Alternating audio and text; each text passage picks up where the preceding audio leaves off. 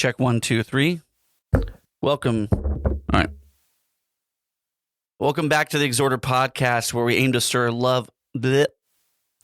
Welcome to the Exhorter podcast, where we aim to stir bleh. Welcome to the Exhorter podcast. Welcome back to the Exhorter podcast. I thought you were going to start with some introduction about today stuff that. Yeah, I will do. I'm going to add some clicks for you to edit out as a punishment. Snaps. All right. Welcome back to the Exhorter podcast, where we aim to stir up love and good works through bite-sized biblical discussion. Thank you for coming back to season 2. We're going to start off here in just a moment with a couple topics. First, we just want to kind of thank you for coming back. Thank you for listening and anticipating season 2. A lot of you have been asking when we're going to start this, and it's always been our intention to get ramped up again, and so better late than never. A couple things that we're going to try to do this new season is we're going to be adding a fourth person, hopefully in the next few episodes here, just to bring different perspectives and different ideas, and I think it's going to work really well with this podcast and our discussions.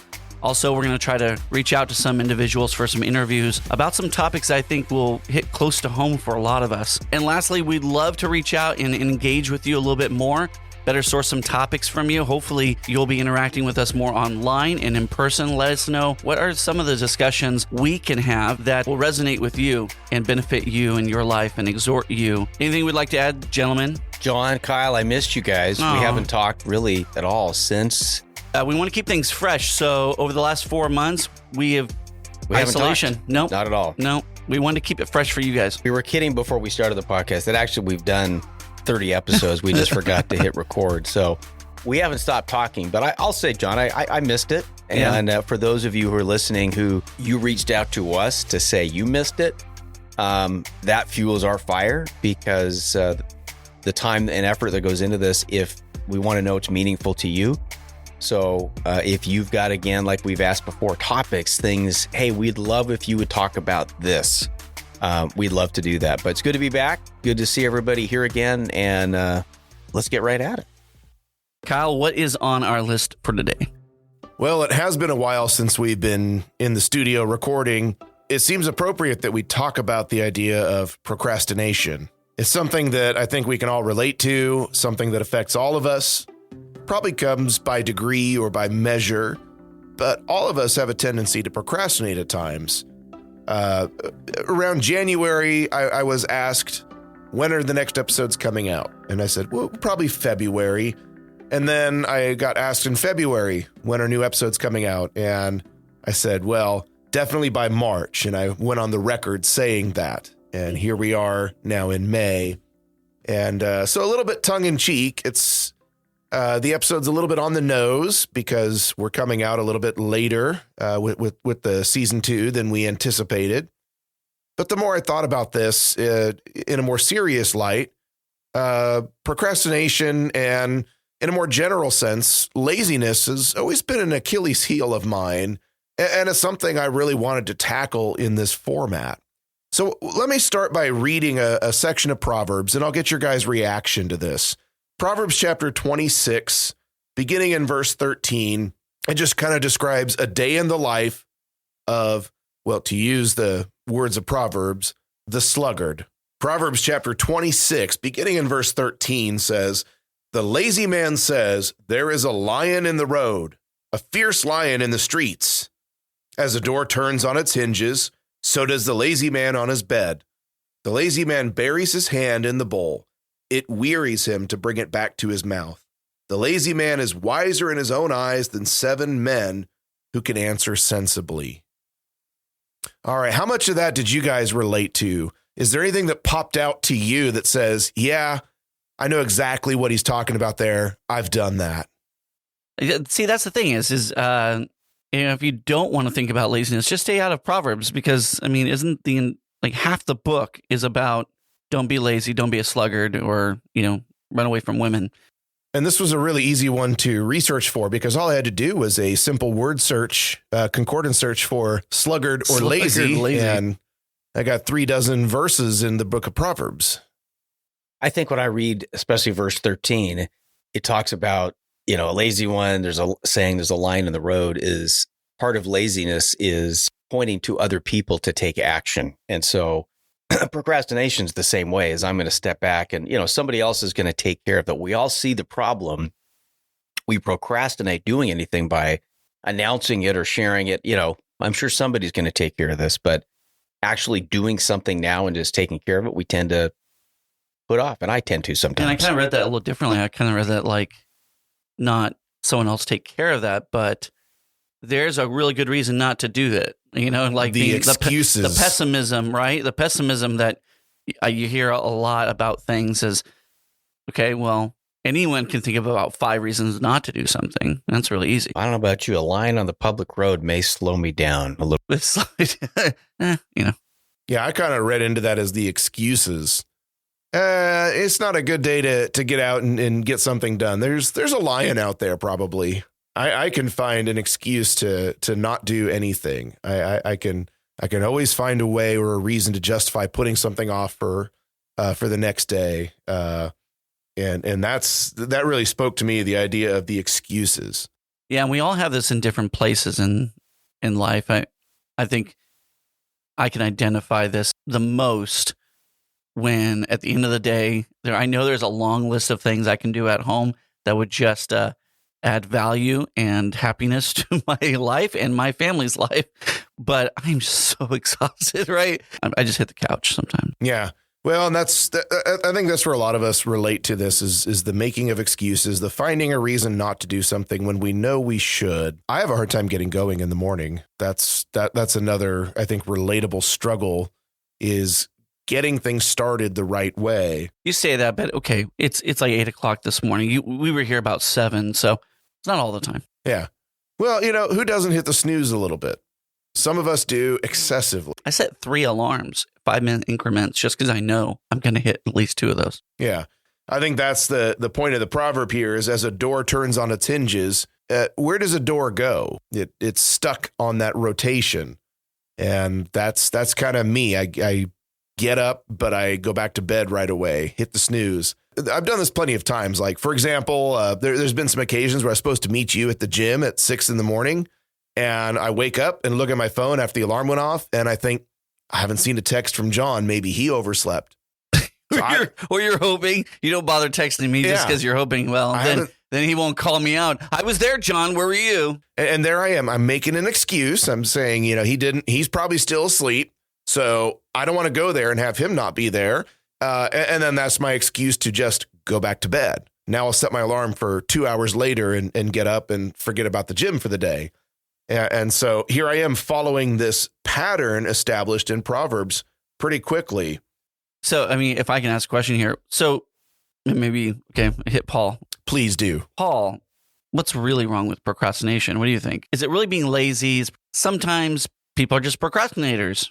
Sometimes people takes them longer to get motivated and do things. There's probably reasons to why we procrastinate, but is procrastination really the same as being lazy and sluggard? And I don't think so. And I think if we take it now to our spiritual lives and think about some of the things that come up, I think about, Lon and I, as a young family, when our kids were little, we'd always say, you know what?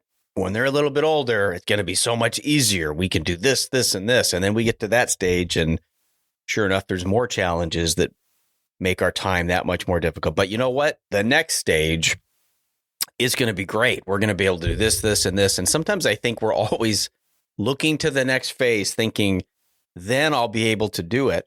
And I'm going to get to that challenge. And in the meantime, all these opportunities are in front of us. And the kind of things that hit me are, if you're a parent, you look at your son or your daughter, or if you're listening to this and you're a grandparent, you may look at your grandkids and say, have I had that tough conversation with them about some of the issues they're dealing with at school?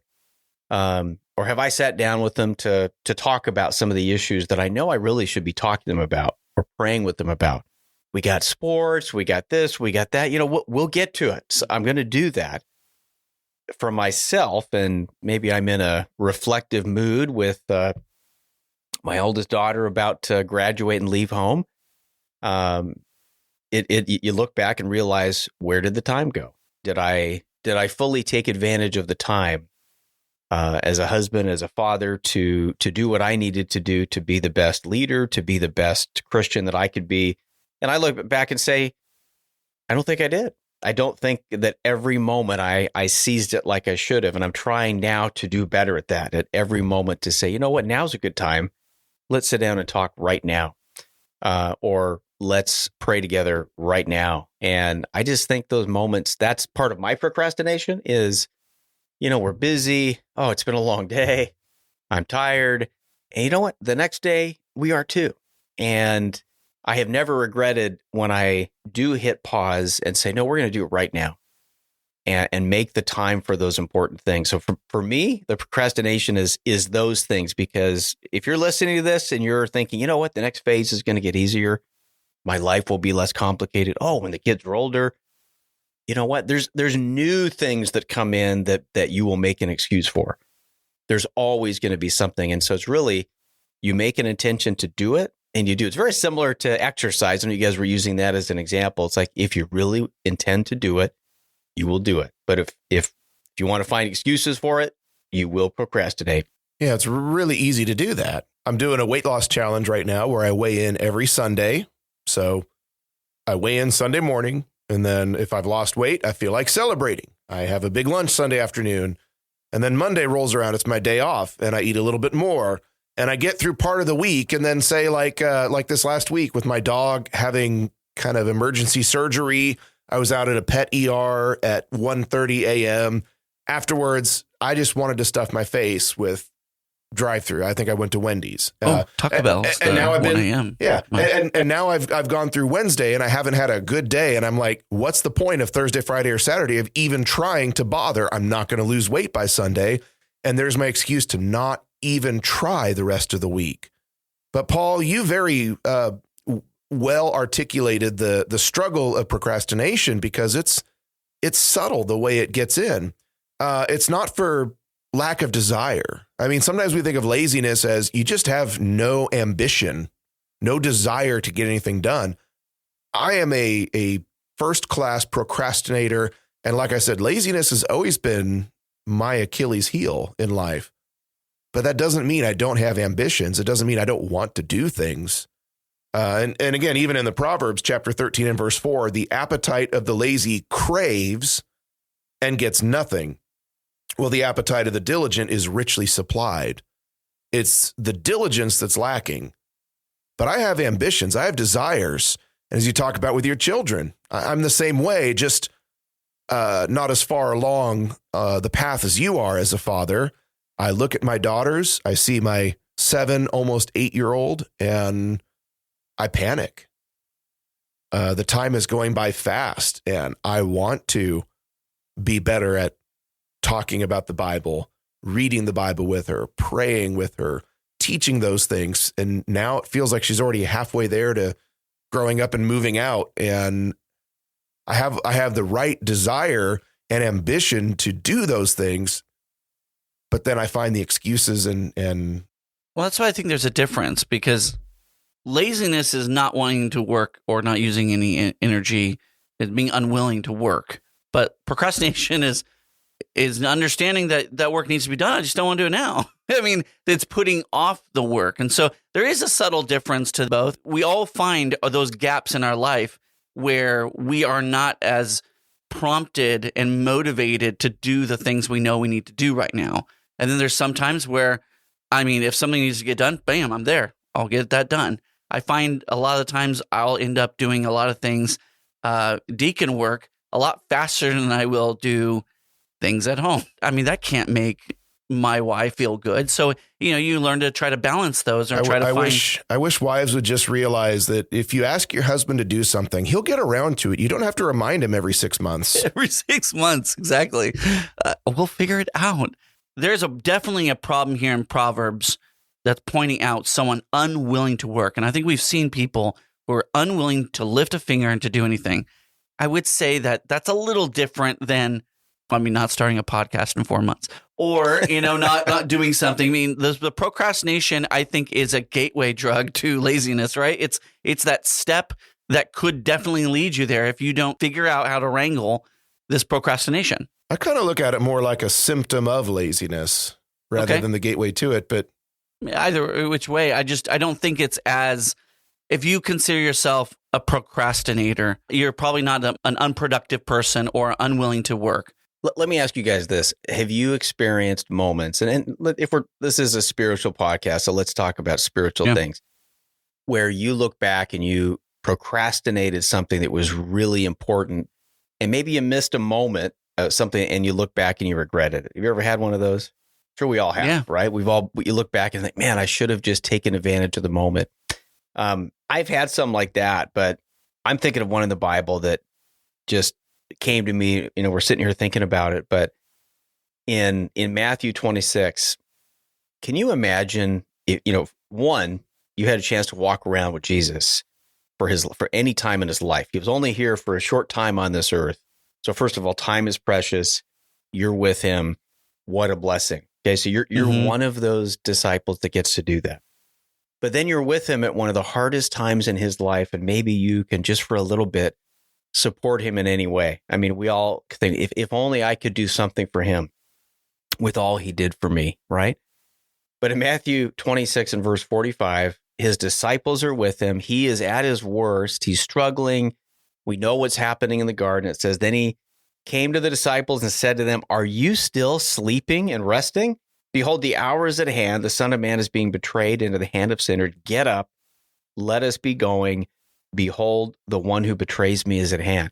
I wonder about them looking back on that moment. We read it, but they had to live with it. Imagine these men were probably in churches later and these scriptures are being read and they're looking back on this moment when they decided, I'm going to just close my eyes just for a little bit instead of being present in the moment when my Savior probably needed me. I'm sure they regretted that, and maybe they used that as a pivotal moment.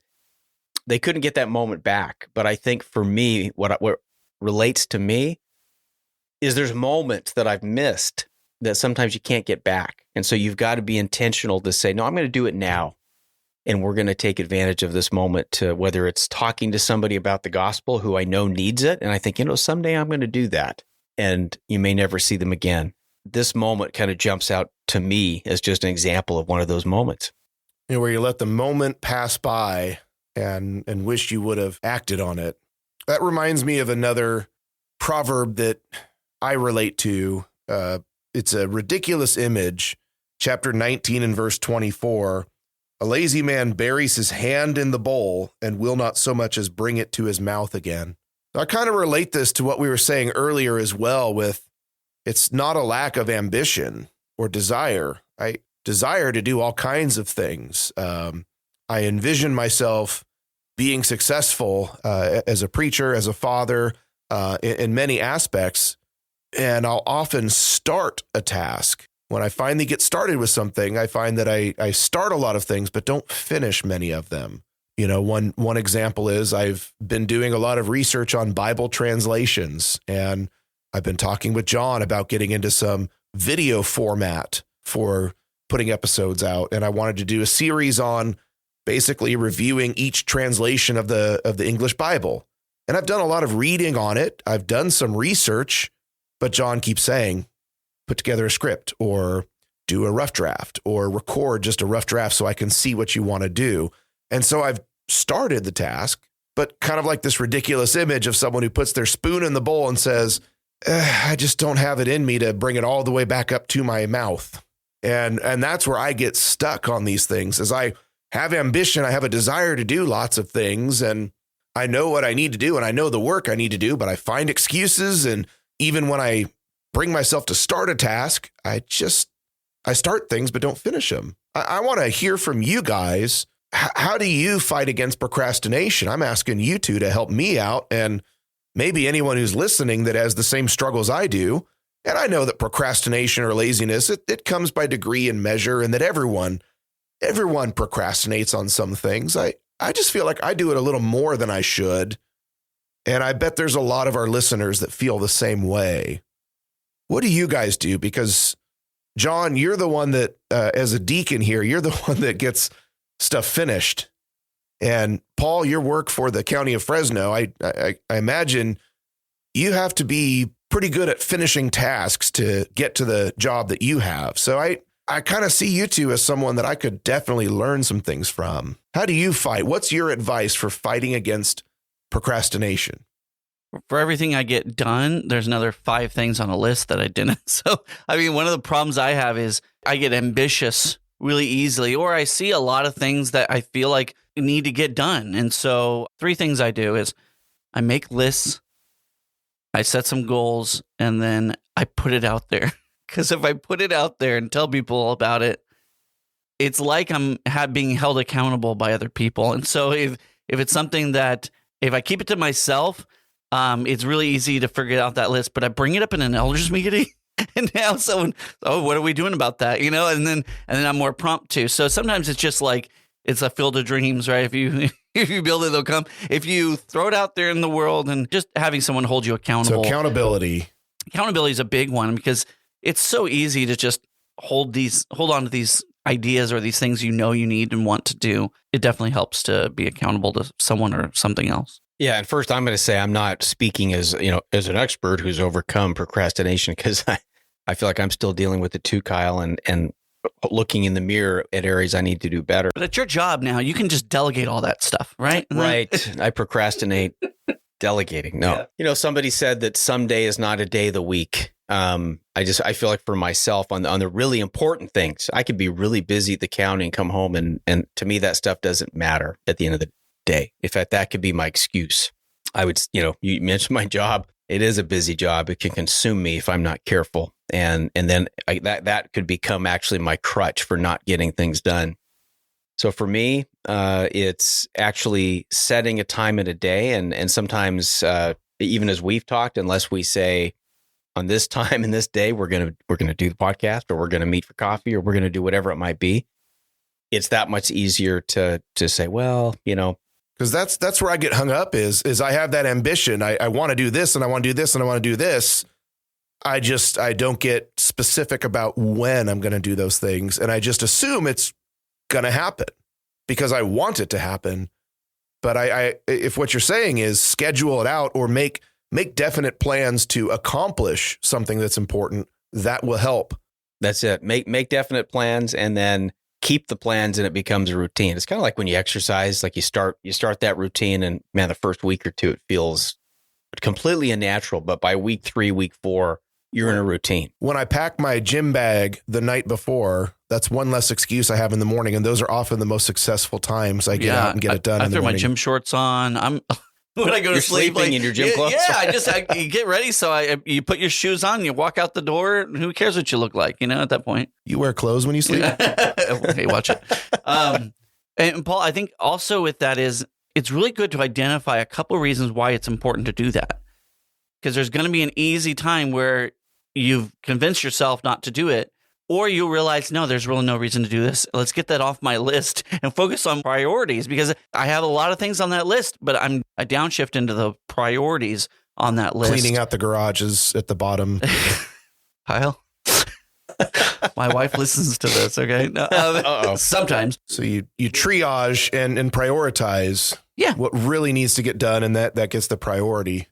But I think it's not not just scheduling it, but I'll just use the example of reading our Bibles, right? I need to read the Bible more, or I need to pray more. Unless you come up with a specific plan, this is what I'm going to do. I'm going to begin by reading through the book of John. I'm going to read 2 chapters a day. Beginning tomorrow, I'm going to start with this. And if you've got a plan laid out, and I like what John said with accountability, some of the best Bible reading I've done has been with other men or a group of people where we checked in and said, hey, how'd you do this week? And I knew that was there. So scheduling, a plan, and accountability. I think 3 things that help us to not procrastinate. Well, and on scheduling, I can say one more thing, that I can say that the days that I've been the most successful and accomplished things is when I schedule a task early in the morning or first thing in the day and get it done right away, because then my day starts off better.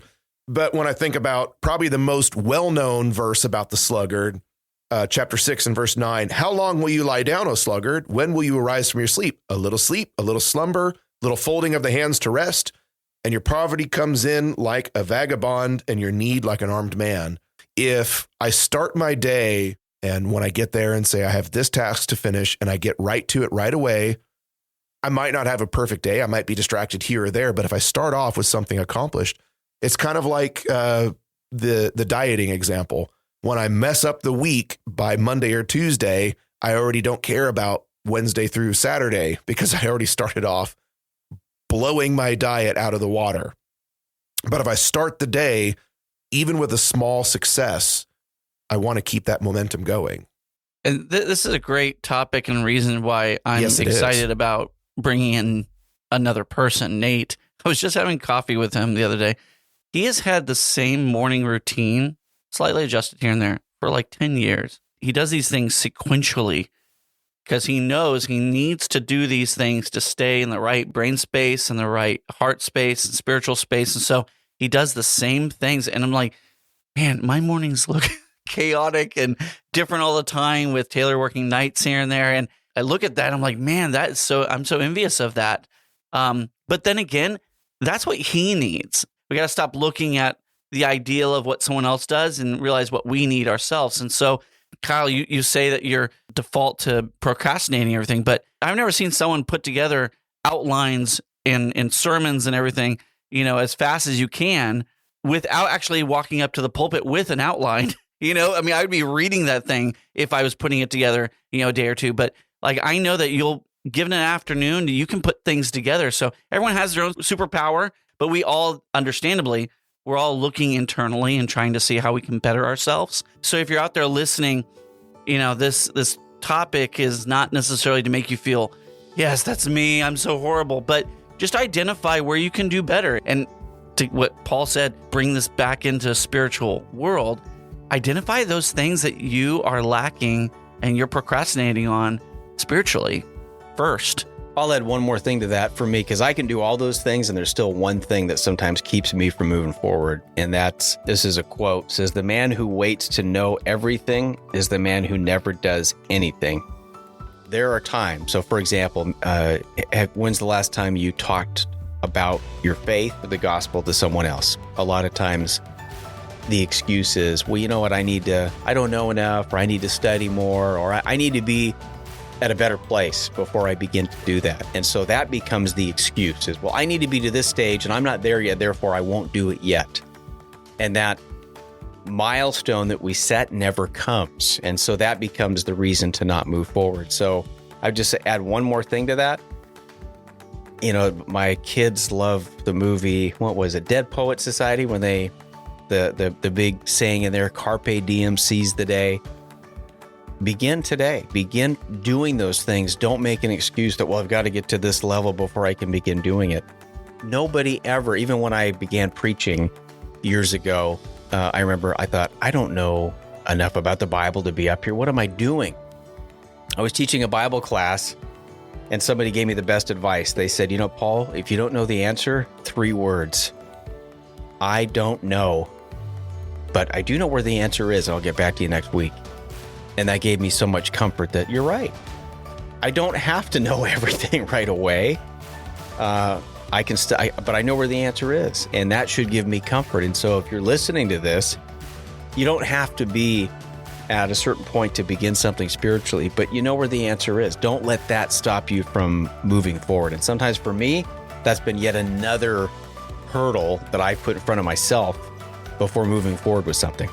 Thank you for tuning in. If you have problems with procrastination in your life, start making a list of what are the things in your life that you're putting off to the side or not being motivated to get into, and then prioritize that list spiritually and share that list with someone. Be accountable to those things, whether it be a spouse, a friend, and I think these things will kind of help you. Use some sticky notes.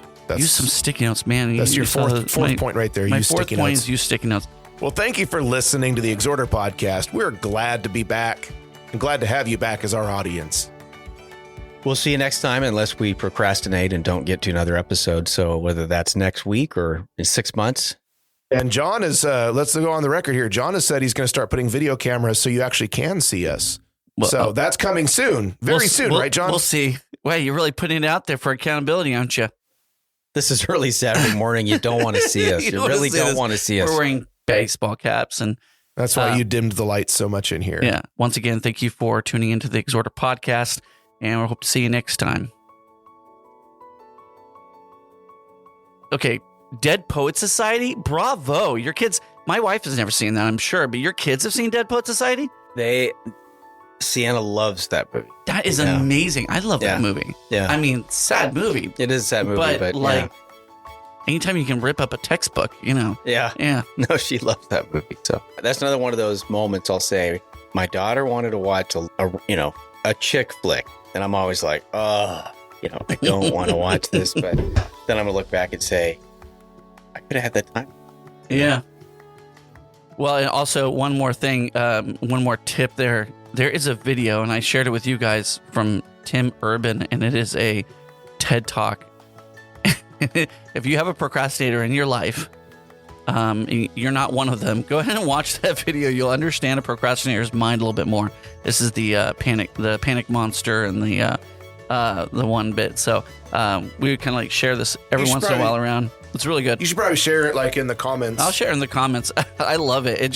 It makes me feel heard and listened to, because sometimes this was me all through school, waiting to the last minute to do everything. And I like this sign right here. It says, "Don't be mad at lazy people. They didn't do anything." And that's probably when I share this. That's probably the picture I'm going to use. They didn't do anything to you. Leave them alone.